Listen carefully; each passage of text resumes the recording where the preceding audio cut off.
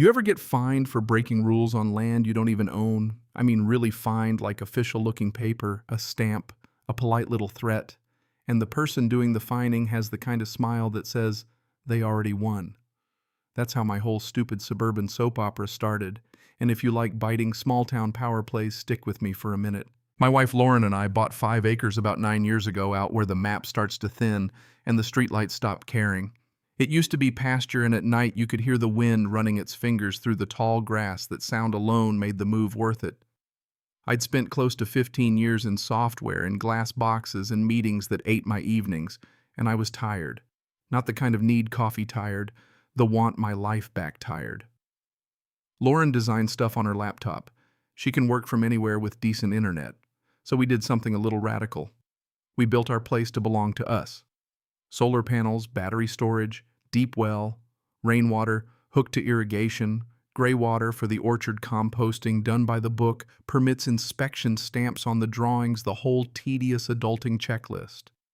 We weren't living off a tarp and a prayer. We put real money into it because we wanted it right. For 3 years it was quiet in the good way. No traffic noise, no porch lights bleaching the stars.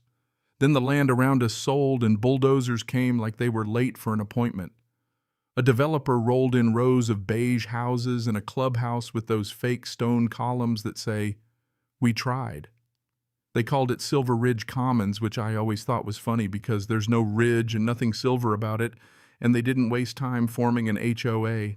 Before the paint was dry, they had bylaws and a board and neighborhood watch signs. Important detail, our deed predates that whole thing. No covenants tied to those houses, no easements, nothing. We triple-checked with our attorney when construction started. We were legally separate, but here's the thing about people who like rules. They sometimes like using rules as weapons. At first, the new neighbors were fine. A few walked by and asked about the chickens or the panels, and we'd hand them tomatoes.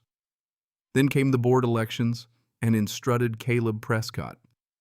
Late 50s, retired insurance claims supervisor, polo shirts tucked into pleats, like he'd never learned what casual meant. He ran on protecting property values, and surprise, he won. 2 weeks later, Silver Ridge had rules so precise you could measure lawn blades with a micrometer. Trash cans got violation notices. A family was fined because their front door was eggshell instead of the approved almond. People grumbled, paid, and moved on. Then I opened a letter one Tuesday afternoon, envelope stamped with the HOA name, and read that our solar panels violated aesthetic guidelines and needed to be removed or screened in 30 days. $50 fine attached. I laughed. Lauren laughed. We thought clerical error. 2 weeks later, another notice: chickens prohibited. $50. Compost bins were called a health hazard. Rain barrels unsightly. Greenhouse unauthorized structure. Fines climbed past 300 and kept going. So I wrote back. Polite certified mail copy of our deed, highlighted parcel numbers, the whole I'm reasonable approach. A week later, I was out fixing a gate hinge when a car door slammed, and there was Caleb walking up our gravel drive like he owned the road. He didn't introduce himself. He just said, "So you're the ones dragging down property values?" No hello, no smile. I told him calmly that we weren't part of the HOA. He chuckled. Not a laugh, a sound like a man with a plan, and said, "That's what everyone says at first. The covenants run with the land. You surround us, you'll comply." It wasn't anger. It was certainty. The letters kept coming. 2 a week sometimes. Fines piling up $4,000 before we knew what hit us. Then a formal demand from their lawyer. Lauren and I hired counsel. Our attorney sent a cease and desist spelling out in plain English that they had zero jurisdiction over our parcel. For a couple months it quieted down. Then the county knocked health department, called about our compost, building inspector called about the array animal control, called about chickens. 3 complaints filed the same day. Every inspector who showed up complimented the setup, but it cost time and stress, and then they crossed a line that made my blood run cold. One morning we got notice Silver Ridge filed a lien against our property for unpaid fines. They had placed a legal claim on land they did not control. Our attorney filed a motion, and the judge tossed the lien in short order, ordered the HOA to cover our legal fees. I thought that would end it. A week later, Caleb cornered me at a gas station under those fluorescent lights that make everyone look guilty, jabbed a finger into my chest and said, "This isn't over. I will make you comply."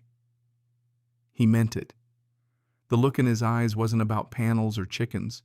It was about me existing outside his neat little kingdom. On the drive home, I was quiet, and Lauren, she knows that quiet, asked, "Okay, what are you thinking?" I said, "Something stupid. Or brilliant." I wasn't joking. Here's the thing most folks don't realize about HOAs. The board makes the noise, the management company makes the machine. The management company sends letters, collects dues, manages vendors, keeps the compliance logs pristine. Silver Ridge used a small local management firm, Evergreen Association Services. Owner was a guy named Martin, mid-60s, worn out, ready to retire. I was telling this to a buddy, Eric, over beers, and he joked, "Buy the company. Fire your own violation notices." I didn't laugh. Lauren saw me making that face and said quietly, "You're not seriously thinking about that." I was. I approached it quietly, set up an LLC, used a broker, let Martin talk to someone he thought was a regular buyer he wanted out. Health issues, board drama, the usual. The asking price wasn't some startup moonshot number. It was doable. I'd been prudent with money. No mortgage, no power bill savings. I had our attorney comb through Evergreen's contracts first, especially the one with Silver Ridge. That's where the twist showed itself. Caleb had signed a management contract that handed the company broad authority, financial audits, direct reporting to homeowners, vendor approval, and made it ugly to fire them 18 months' notice and a termination fee the size of 2 years' management fees. In short, whoever owned Evergreen ran the machine. Our attorney leaned back and said, "Your HOA president basically handed operational control to whoever owns this company." 3 months later, I signed the papers.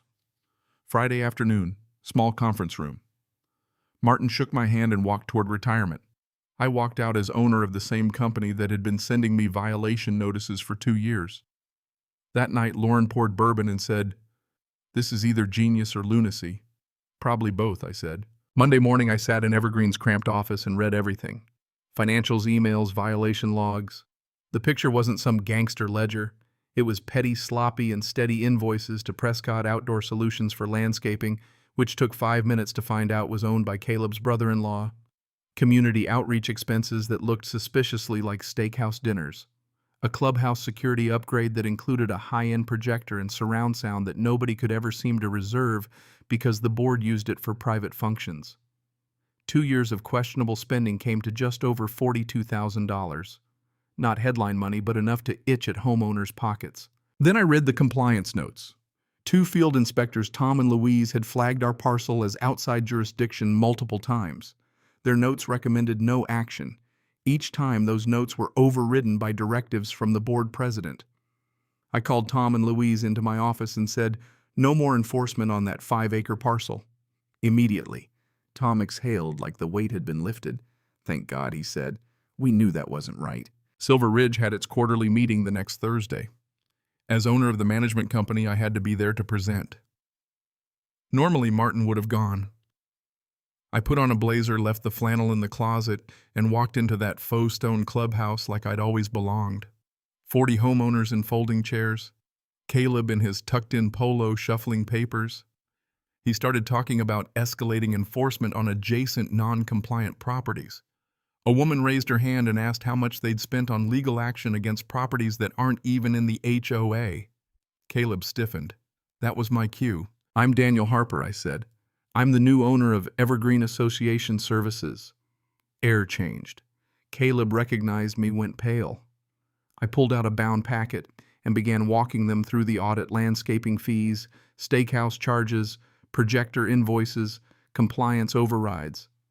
Murmurs turned into anger. A retired teacher stood up and said, "We're on fixed incomes. My dues paid for what steak dinners that line landed." Caleb called it a smear campaign and accused me of sabotage. I reminded the room that the contract he signed allowed the management company to present audits directly to homeowners. One of the quieter board members, a woman named Karen, asked him, "Did you read this before you signed it?" Silence. That was the tipping point. People started talking, really talking about things they'd been too afraid to say. A motion for no confidence, a vote 28 in favor. Caleb muttered, stormed out, knocked over a chair on his way. His wife, waiting in the SUV, looked like she didn't know him anymore. In the weeks after an interim board formed, we reconciled accounts. Letters were sent, lawyers consulted. Caleb repaid a large chunk personally. Other board members covered the rest. Prescott Outdoor Solutions was replaced with a legit landscaping firm at half the cost. The pool pump got fixed within 2 weeks. The clubhouse opened for normal reservations. At the next meeting, the board formally acknowledged that our parcel was never part of Silver Ridge and all fines were voided. People came up after the meeting and shook my hand. One man said quietly, "We were afraid to push back." He retaliated. That stuck with me. I ran Evergreen for a year, cleaned up processes, paid Tom and Louise what they deserved, and eventually sold the company to Tom because he had integrity and the town needed someone who cared. Caleb sold his house, moved away, and I heard through the grapevine he blamed conspiracies. Maybe he needed that story to sleep at night. Maybe he still does. Sometimes I still drive past Silver Ridge. Kids on bikes, neat lawns, the clubhouse humming with real families. Our place is still there, panels soaking sun, chickens scratching, garden doing its thing. He told me I'd comply one way or another. I did. I just made sure the standards applied to him too. There's a part of me that still wonders if I went too far. Buying a company to stop one man isn't subtle. Some would say I escalated when I could have just kept fighting in court. Maybe they're right. But what I learned is this: systems don't hurt people on their own. People use systems to hurt people. And sometimes the only way to stop that is to step into the machine and change the gears. So what do you think? Would you have kept playing defense, or would you have pulled the lever and changed the game? Is that justice, or is it revenge dressed in a blazer? Tell me what you think. And if you ever been on the receiving end of a power trip, share that story. Because honestly, those are the kinds of small, satisfying victories that don't feel like breaking rules. They feel like finally reading the fine print.